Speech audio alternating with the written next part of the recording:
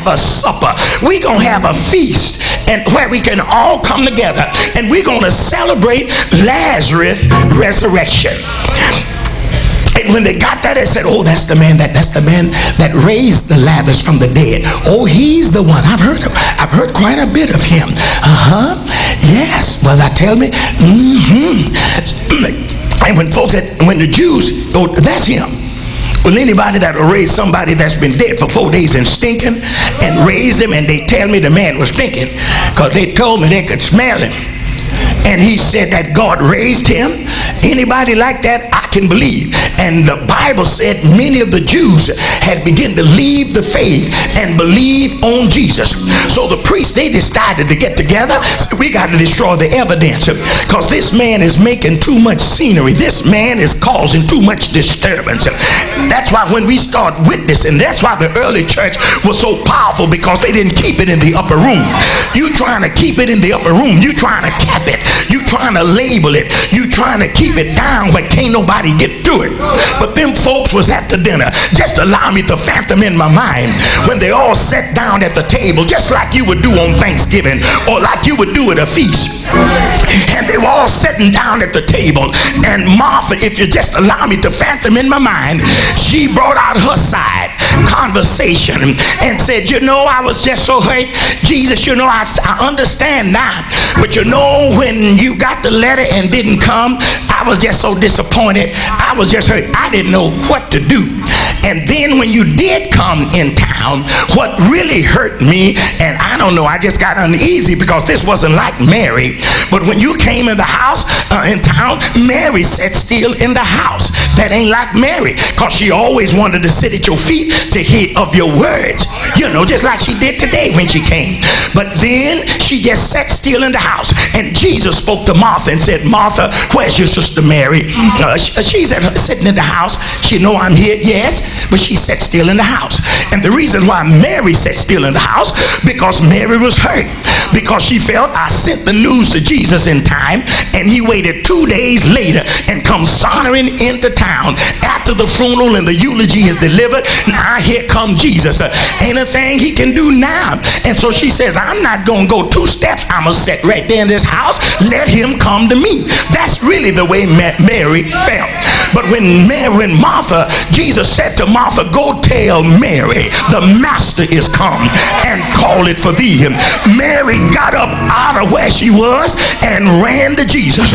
Well, when Martha got through talking, Mary began to talk and said, Jesus, I must admit that I did feel bad. I really felt bad because I felt you got the letter in time, and I felt if there ever was a time we needed you, it was then. But you waited and came late. And then when you told me that you would raise him up again, I still felt bad because I knew you was going to raise him up at that day. But I wasn't talking about that day. But what made me get new hopes was when you said, look, I am the resurrection and the life, and that he that believeth in me, though he were dead, yet shall. Well, in the meantime, Jesus sitting at the table, he wasn't saying nothing. Martha just told her side, and now Mary's telling her side. And then when you told me that if I could believe, I would see the glory of God. Pass me another slice of that bread there, thank you. And when you told me if I would believe, I would see the glory of God. And then at that grave, the scribes were there. The scribes were there. They were writers. The Pharisees were there that felt like they were holier than you. And the Sadducees that didn't believe in resurrection, angels and spirits. And friends of the family was there. And they thought that you were coming to just play the last respects and going to the cemetery. And you were weeping and crying. I didn't know what you had in mind. But after you said something to your father, you turned after you got through weeping, is that right? And you said, Father, I thank you because you hear me always, but for these that stand by, I'll say that they may know you sent me. And when you stood back and called Lazarus, then Lazarus said, wait a minute. Lazarus was sitting at the table. He said, let me take it from here. Well, Lazarus, what really happened when he called your name? He said, well, I I was in lower paradise with Matthews, or rather with Isaiah, Jeremiah, Ezekiel, and Daniel, and Zephaniah, and Zechariah, and Obadiah, and Malachi. I was down talking with them. We were talking of the prophecies and talking of the goodness of the Lord and speaking of the future. But I heard somebody call my name, and I said, hush, hush, somebody is calling my name. Yeah.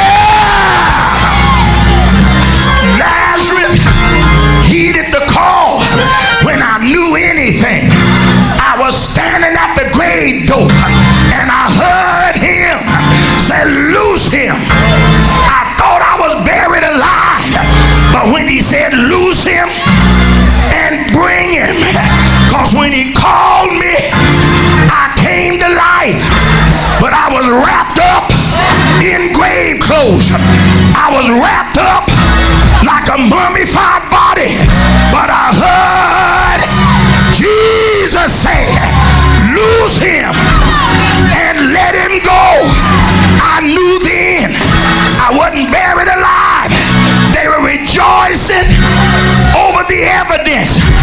The evidence, he's the resurrection, was sitting at the table. I'm here to tell you, your evidence of where he brought you, your evidence that he's brought you from a long ways, is evidence that he healed you when you were sick.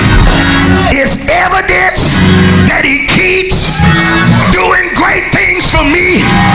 It's evidence he walks with me, he talks with me, and he tells me that I'm his own, and the joy we share as we tarry there, none other has ever known. It's evidence that I'm sealed to the day of redemption. It's evidence that one day I'm going where Jesus is. Can you say glory?